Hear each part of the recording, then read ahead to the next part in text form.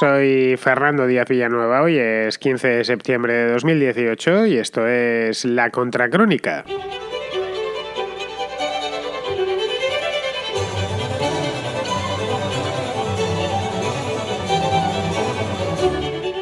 Bienvenidos al Contraplano, el programa de cine dentro de La Contracrónica, el programa de cine, de películas, series y demás, no solo cine. También han venido por aquí documentales, aunque a todo podríamos llamarlo cine, porque cine viene de kino, del griego kinos, que significa movimiento. Entonces, todo lo que sea imágenes en movimiento puede pasar por esta sección del programa, o esta sección convertida en programa de los sábados. Así que ya sabéis, si os gusta mucho una película o no os gusta, un documental, una serie, y queréis compartirla con el resto de oyentes, que son muchos, muchísimos. La Contracrónica va estupendamente de audiencia. El mes pasado volvió a batir el récord, por cierto, y el mes de agosto, que tiene más mérito todavía porque es un mes en el que la gente escucha de promedio menos la radio, todo hay que decirlo, aunque también es cierto que de 31 días que tuvo el mes, yo trabajé 31, es decir, que estuve al pie del cañón del día 1 al 31 de agosto, de lo cual me alegro, porque no se está mejor en ningún sitio que haciendo la Contracrónica, por lo menos para mí. Espero que a vosotros también os guste mucho escucharla.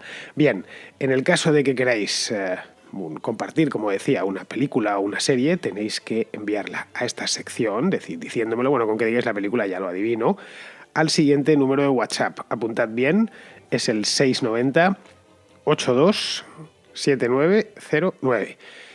Si por las circunstancias estáis fuera de España o tenéis un móvil que no es español, un teléfono móvil que no es español, tenéis que poner más 34 delante, porque si no, no me va a llegar. Las críticas, las contracríticas, en este caso serían de aproximadamente 1 minuto de duración, 1 minuto y medio, pueden ser 2 minutos sin problemas si la película es muy buena o es especialmente mala y necesitáis más tiempo para advertirnos. Y nada más, con esto ya es todo lo que hace falta para participar en este programa, en esta sección convertida en programa. Me lo enviáis, yo lo pongo en cola, tengo muchísimos en cola, así que voy a pasar directo ya porque, en fin, estoy pasando ahora mismo películas que me llegaron, no os lo vais a creer, en el mes de mayo. Así que voy a ver si me saco como mínimo 7 películas hoy. Así que vamos directos al contraplano.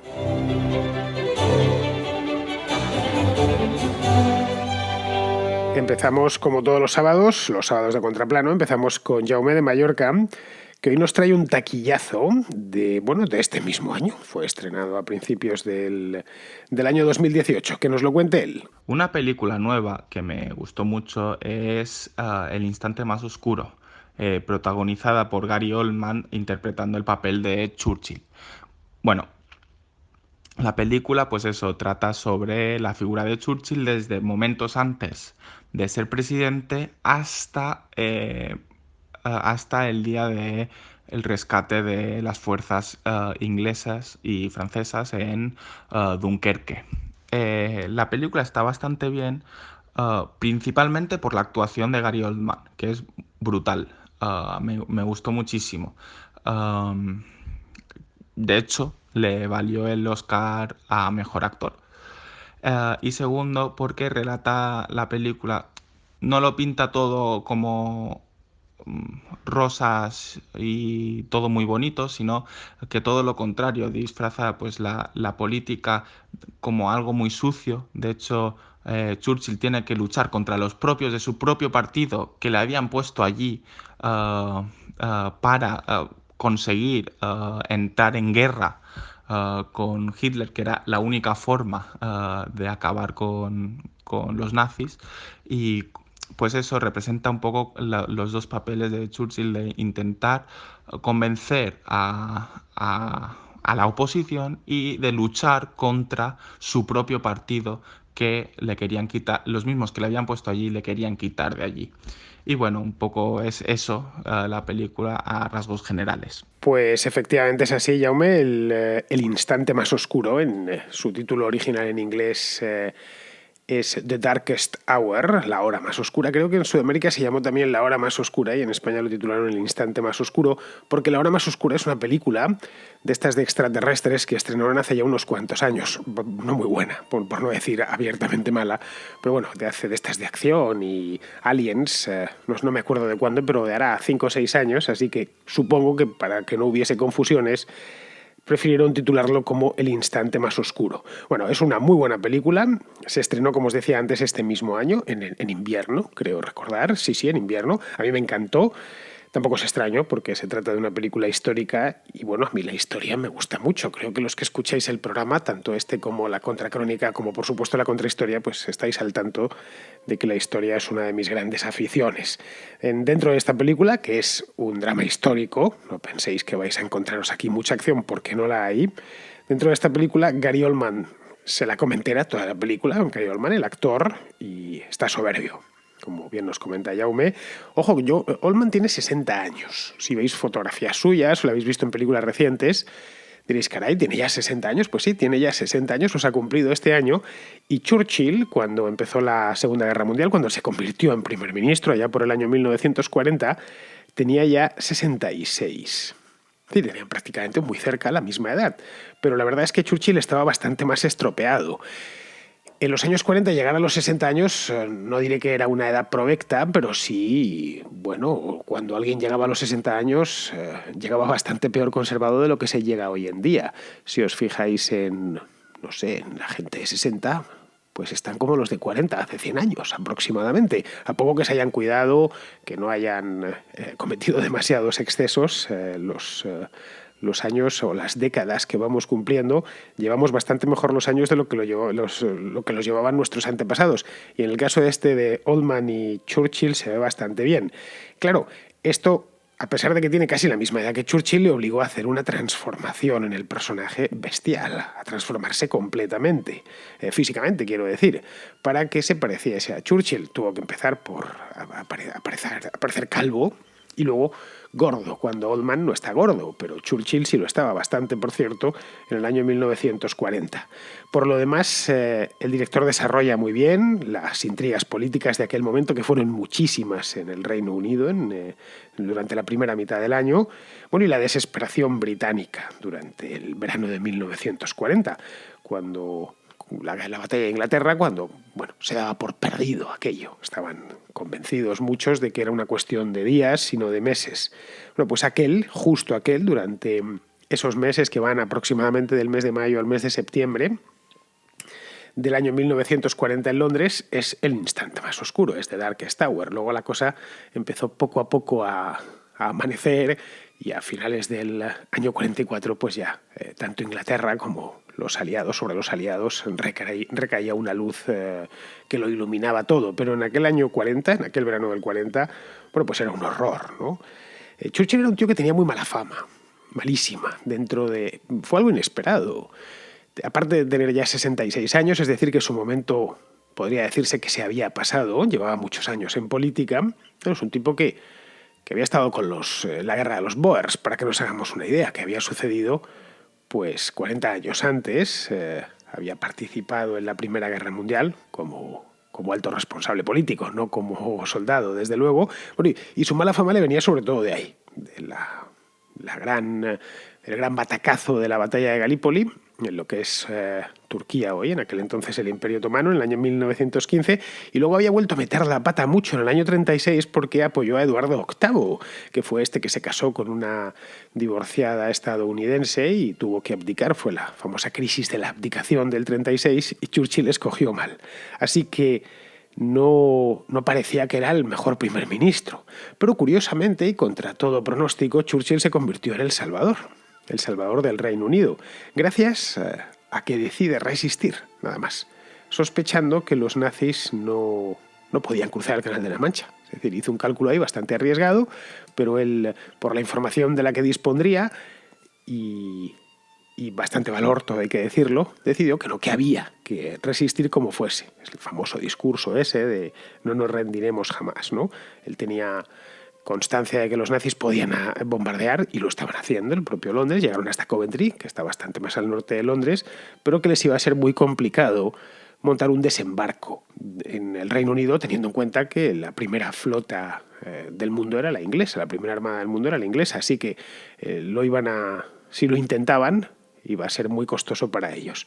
Bueno, la cuestión es que la película trata No es una película propiamente de guerra, pero es una película histórica bastante buena y súper reciente. Hace muy poquito ha salido en DVD, por si la queréis tener en propiedad. Bien, pues de Jaume nos vamos a Andrés el uruguayo, es decir, nos vamos de Palma de Mallorca a Montevideo, y Andrés nos trae una de sus películas de autor que a todos nos hacen desear ser Andrés al menos 1 o 2 minutos a la semana. Estos niños suenan como chinos y es porque son chinos. Son los 27 alumnos de una escuela rural. Dije 27, no, son 26 porque uno se ha marchado. Min Si-bei, de 13 años, es la maestra suplente. Le han prometido 10 yuans por encima del salario acordado si al regreso del maestro titular no ha desertado ningún niño. Ahora Minsi, con los 26, buscará la forma de traer de nuevo al fugitivo. Esto incluirá buscar maneras de ganar dinero. Zhang Yimou, de quien ya se ha reseñado en el contraplano Las Flores de la Guerra, es el director de esta película de 1999 titulada Ni uno menos. En sus obras suele haber siempre una heroína. En este caso, esta niña que ve puesta a prueba su tenacidad y capacidad de liderazgo. Esta película que nos recomienda Andrés es un clásico del cine chino. Se llevó muchísimos premios, es una película de hace 20 años, eso sí, como bien nos ha recordado Andrés, y en todos los festivales posibles, fue aplaudidísima. Y eso que, bueno, es una película que no tuvo gran distribución. Era complicado verla entonces y hoy por hoy es poco menos que imposible. De hecho, a los aficionados del cine chino, no sé si conoceréis alguno entre el grupo de amigos que tengáis o algún familiar, preguntadle si será una de las películas que os recomiende. No, tenéis que ver esta porque es que es buenísima. Yo no la he visto, así que no puedo decir, pero bueno, para eso tenemos a Andrés, que es experto en películas raras y tiene además el detalle de recomendárnoslas, musicalizar la recomendación para que las busquemos y las veamos. Y ojo, no es nada fácil. Así que ya sabes, Andrés, sigue enviándonos estas joyas que al menos yo lo agradezco muchísimo. Bien, vamos con otra película más. Vamos con Javier, un oyente de Madrid, que nos trae una muy buena película alemana de hace unos pocos años. Hola Fernando, quiero recomendar para el contraplano la película del hundimiento. Es del año 2004 y narra los últimos días del Tercer Reich, en concreto la batalla de Berlín, a partir del 20 de abril, que era la fecha del cumpleaños de Hitler. Es una película que está muy bien y tiene bastante rigor histórico de los hechos que sucedieron en esos últimos días, bastante angustiosos para todos los protagonistas, no solo para el propio Hitler y sus más allegados, sino también, por ejemplo, pues para la figura de la cocinera, su secretaria, los militares que todavía quedaban dirigiendo las unidades que estaban en la defensa de Berlín de los rusos. Y bueno, decir que la película está centrada en la figura de una de las secretarias de Hitler, que se llama Traudl Junge, que escribió un libro de memorias. Era una mujer muy joven en aquella época y luego sobrevivió a la guerra y bueno, murió ya de muy mayor. Y yo me quedaría con dos aspectos de esta película. Por una parte, el rigor histórico que tiene, que es bastante acertado, y por otra parte, el personaje de Hitler, que está interpretado de una manera bastante correcta y bueno, realmente muy bien interpretado por el actor que lo hace. Un saludo. El hundimiento, Der Untergang, que es el título original en alemán, que viene a decir la andada hacia abajo, sería la caminada hacia abajo, es la traducción literal de Untergang. Bueno, pues El hundimiento es una de las mejores películas alemanas de todos los tiempos, no exagero. No diré la mejor porque no sabría decir cuál es la mejor película alemana de todos los tiempos, pero esta sí figura entre las mejores. Si hubiese que hacer un top 10 de lo mejor del cine alemán, El hundimiento tendría que estar entre ellas. Cuando se estrenó, pues allá por el año 2004, como bien nos ha comentado Javier, fue un éxito de taquilla sin parangón, de taquilla y de crítica. Era poco menos que pecado aquel año no haber visto El hundimiento, porque tuvo una gran campaña de publicidad, muy buena campaña de marketing, una distribución extraordinaria.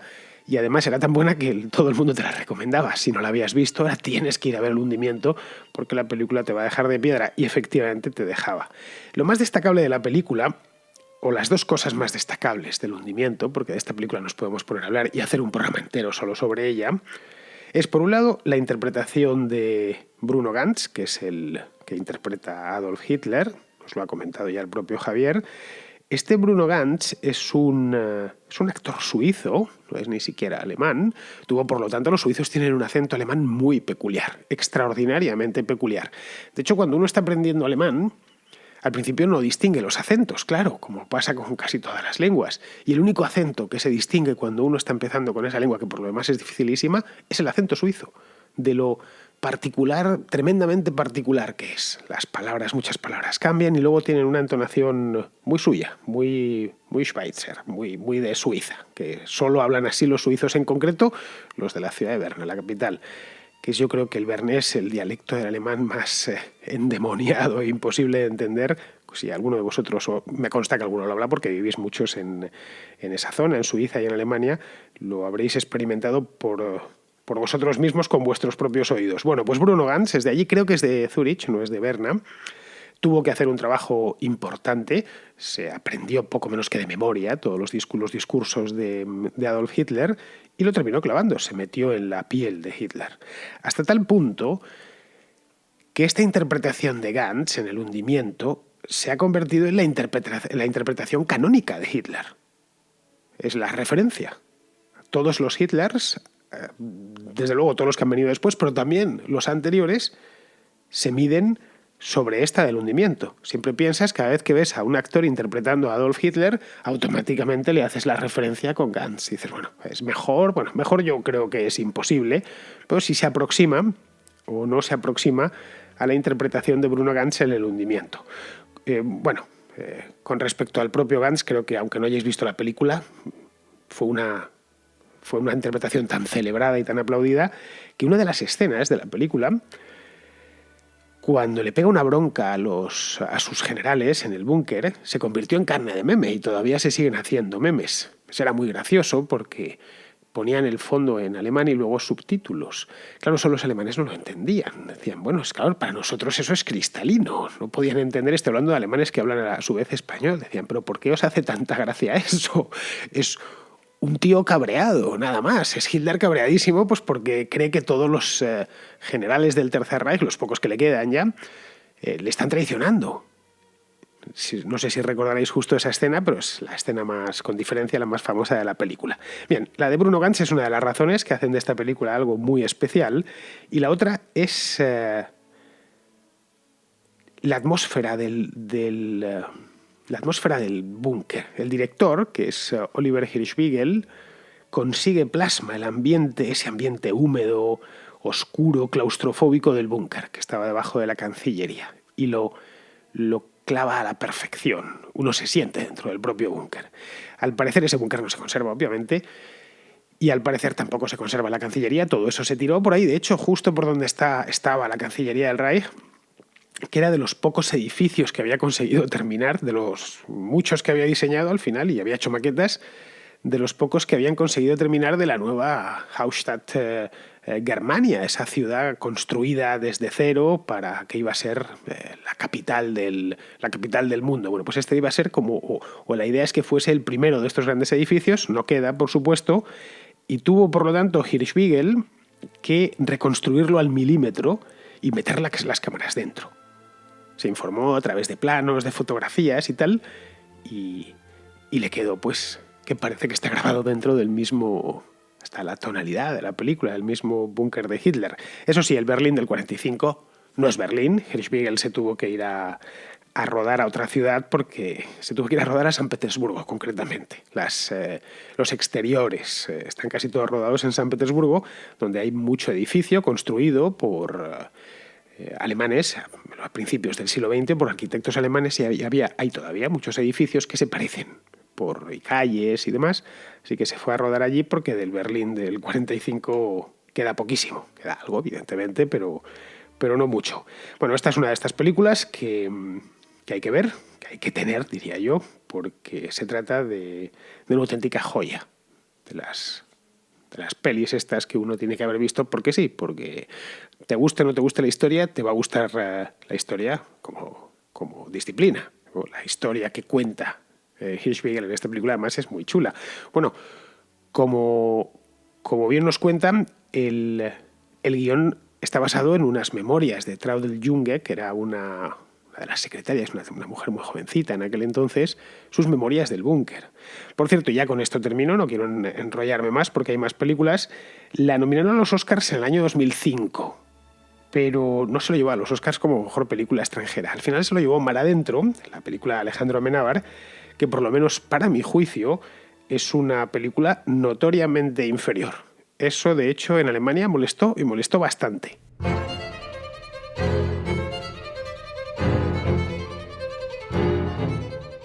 Vamos ahora con Fran, que es un oyente de La Coruña, que nos trae una serie recién estrenada.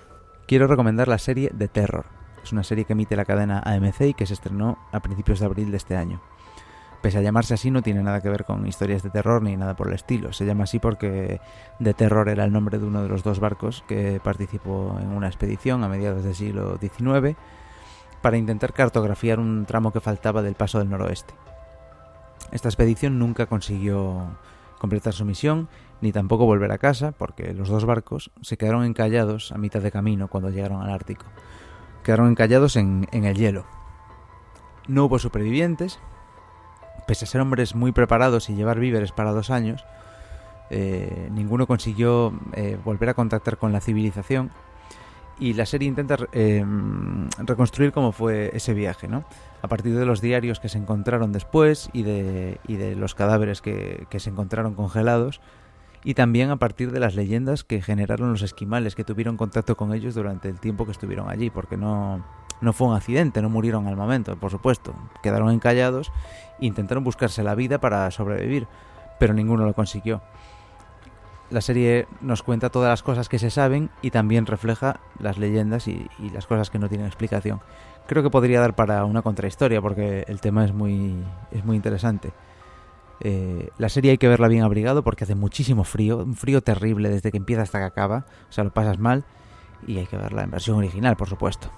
Un saludo y hasta la próxima. Esta serie se acaba de estrenar en The Terror, se llama así, tal cual. Creo que no le han cambiado no le han puesto ni el nombre en español. Sería El Terror tampoco, pero es que no tendría mucho sentido llamarlo El Terror, y ahora os explico por qué.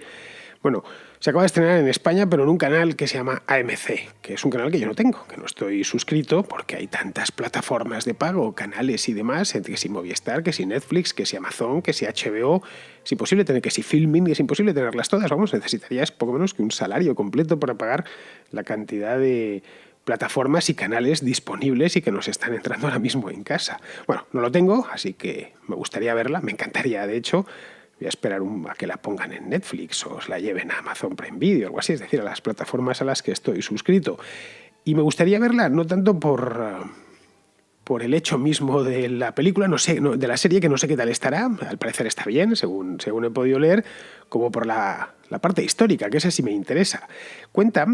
De Terror, cuenta la expedición de Franklin, la fallida expedición de Franklin al Ártico en el año 1845. Aquel año 2 barcos británicos que uno se llamaba The Terror, esa es la razón por la que no podían cambiarle el nombre. En el caso de que hubieran querido ponerle un nombre de barco, tendrían que haberle puesto Terror sin más.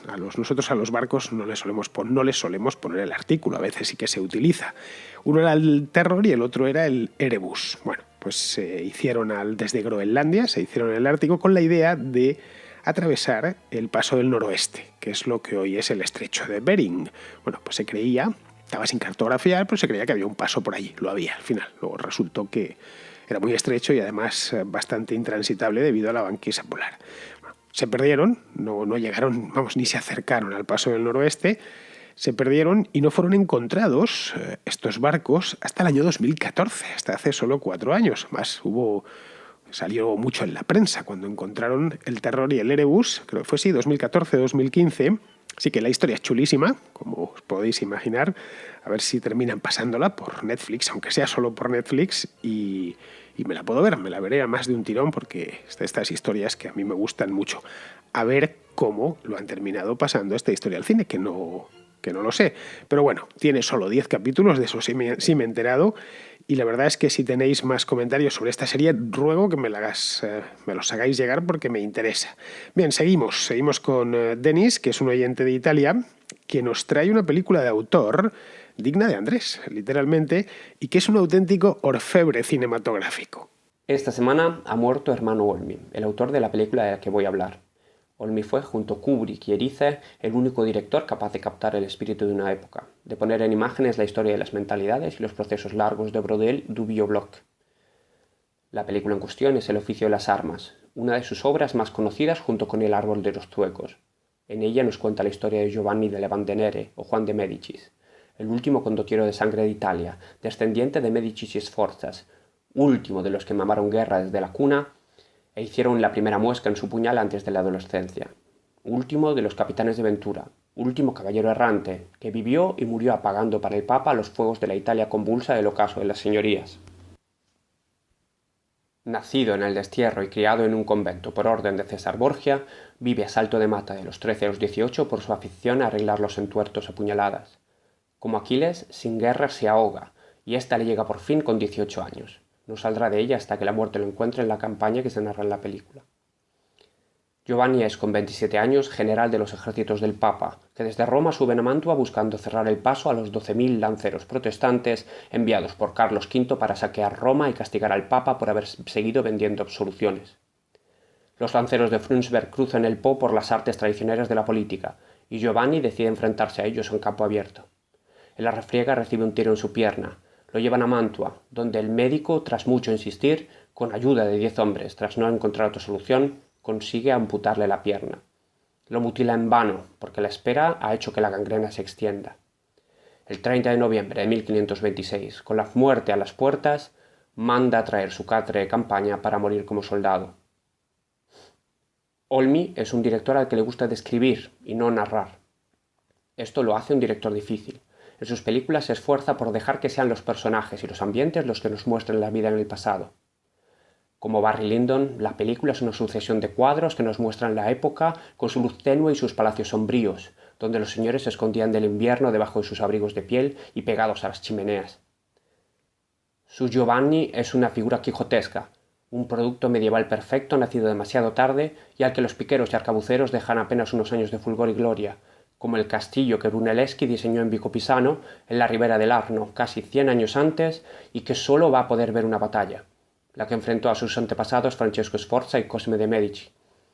Cosme será el nombre de su hijo, criado como él sin padre en un convento, al que Carlos V convertirá en Gran Duque de Toscana e inaugurará con Filippo Strozzi la era de los señores de la guerra, que incendiará Italia durante más de 30 años. El oficio de las armas, en italiano Il mestiere delle armi se llama, es una película preciosa, ya os lo he dicho antes, por lo menos a mí me lo parece, pero es preciosa desde el punto de vista visual y además es una delicia para los aficionados a la historia. Hoy me estáis trayendo muchas películas de historia, lo cual me gusta muchísimo. Bueno, en esta peli, que Denis nos ha resumido muy bien, se cuenta la última batalla de Juan de Medici, que era un condottiero, el condottiero del Renacimiento. De hecho, fue el último gran condottiero medieval. A partir de ahí ya empiezan los condottieros modernos y barrocos. La última batalla, la última batalla de Juan de Medici, que es la que cuenta la película, tuvo lugar entre los mercenarios al servicio del Papa, capitaneados por Medici, por Juan de Medici, y las tropas de Carlos V, del emperador, que estaban las tropas en el norte de Italia, que las lideraba un tipo llamado Georg von Frundsberg. Era un alemán, los Lanzknechts de Frundsberg. Bueno, la peli, de hecho, entre ellos hablan alemán, lo cual le da muchísima más autenticidad. Frundsberg y sus Lanzknechts derrotaron a los mercenarios papales y llegaron a Roma. La saquearon junto a soldados españoles y napolitanos, eso lo conocemos bien porque es el saco de Roma de 1527. Pues esta peli tiene lugar en el año anterior, cuando los Lanzknechts alemanes estaban entrando desde el norte de Italia. y se encuentran con las tropas papales, con este hombre, con Giovanni di Medici, se los encuentran de frente. Y hay aquí un tema, y es que los condottieri del siglo XVI de principios italianos todavía luchaban al estilo medieval, con caballerías pesadas, con armaduras, mientras que estos lansquenetes imperiales ya venían con, cargados de artillería. De hecho, al propio Medici se le termina matando un falconete, que era un cañoncito pequeño al que luego subían en los galeones y demás. Hernán Cortés se lleva unos cuantos a la conquista de Tenochtitlán, la conquista de México, la hace entre otras armas con falconetes.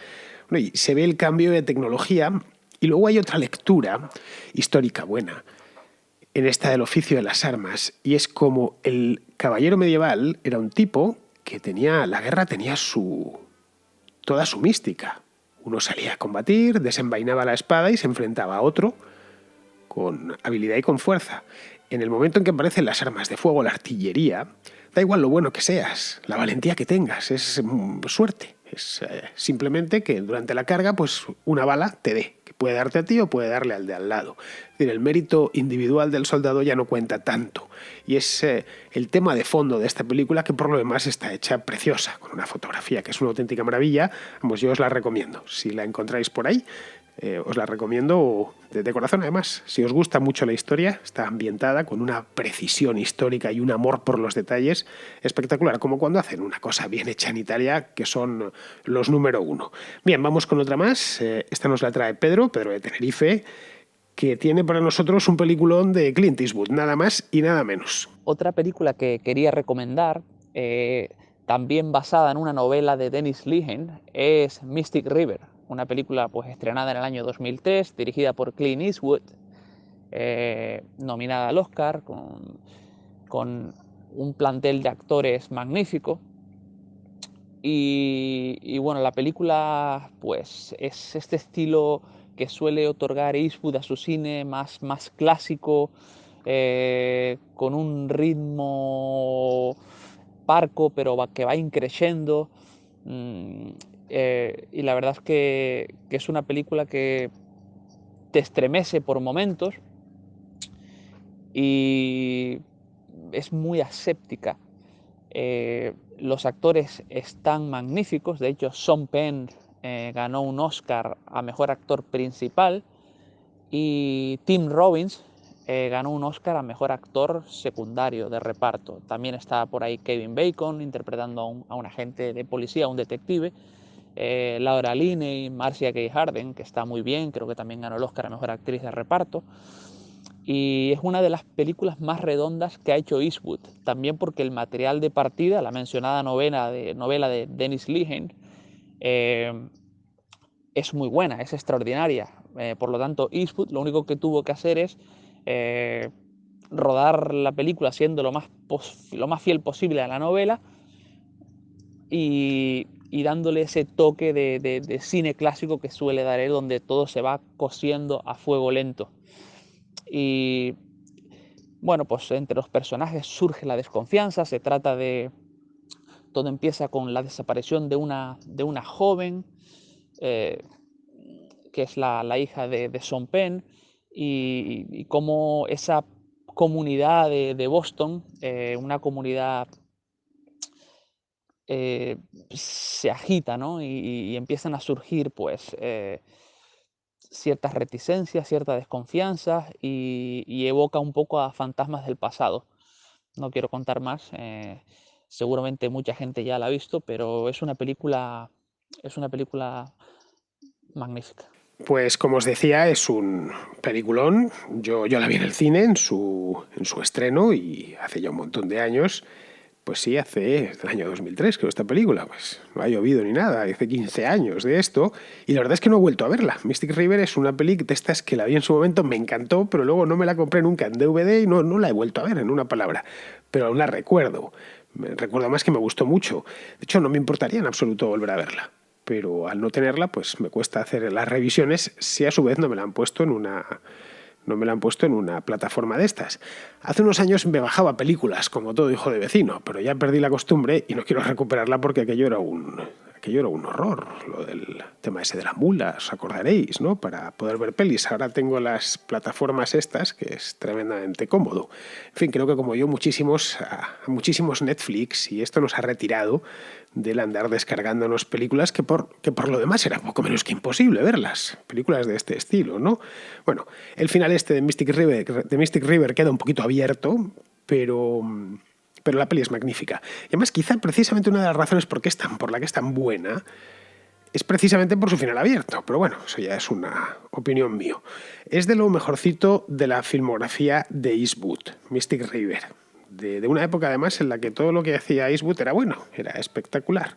Es la época de $1 Million Baby, que la hizo al año siguiente, si mal no recuerdo, o de las banderas de nuestros padres y cartas desde Iwo Jima, que la hizo 2 o 3 años después, o Gran Torino, que es del año 2008, en fin, que fueron una serie de años en los que Clint Eastwood fue empalmando una obra maestra tras otra. Y cuidado que es difícil, que un director te haga una obra maestra un año significa que se va a quedar seco a no ser que sea un genio. Y claro, con Clint Eastwood estamos ante un genuino genio. Bien, pues vamos a terminar ya, me han salido 7 películas. Terminamos ya con Diego, que quiere comentarnos una cosilla. Diego es un oyente colombiano. Quiere comentarnos una cosilla sobre La Casa de Papel, que ya ha pasado por el contraplano, pero ha pasado con muy malas notas. Los que han llamado no parece que les guste mucho. Pues bien, Diego quiere partir una espada o una lanza a favor de La Casa de Papel. Fernando, ¿cómo estás? Era para hablarte sobre la serie de La Casa de Papel.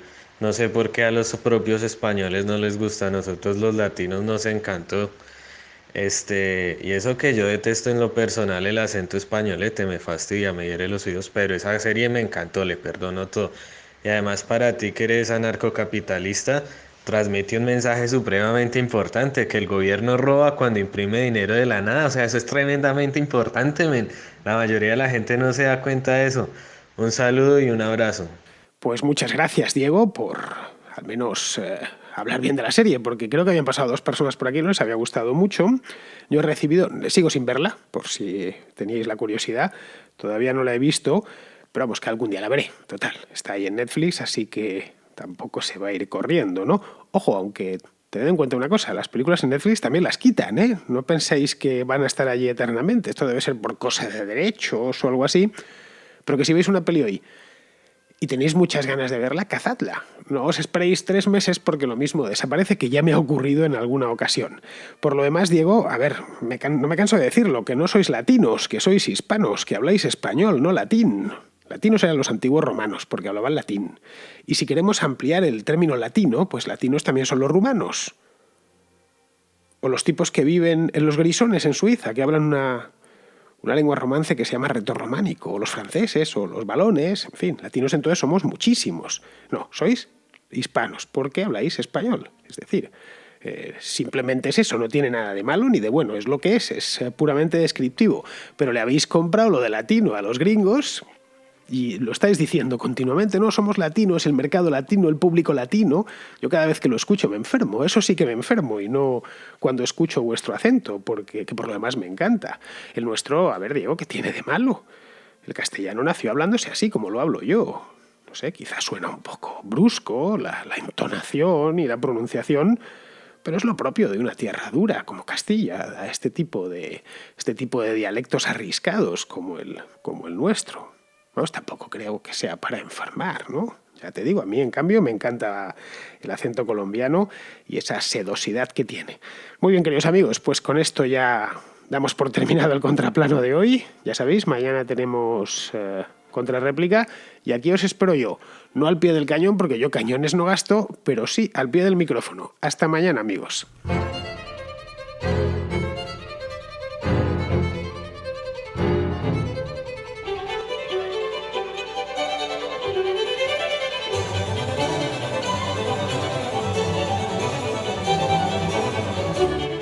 La Contracrónica y la Contrahistoria son 2 programas de radio independiente que existen gracias a sus oyentes. Si te gustan, puedes patrocinarlos. Lo puedes hacer de 2 maneras, a través de patreon.com/Díaz Villanueva o instalando la aplicación de iVoox en tu teléfono y pulsando la tecla Apoyar. Solo por ser patrono podrás escuchar El Contrapunto, un programa musical distinto a todos los demás. Pero, sobre todo, hazte patrón para que la contracrónica y la contrahistoria se sigan emitiendo por los siglos de los siglos. Amén.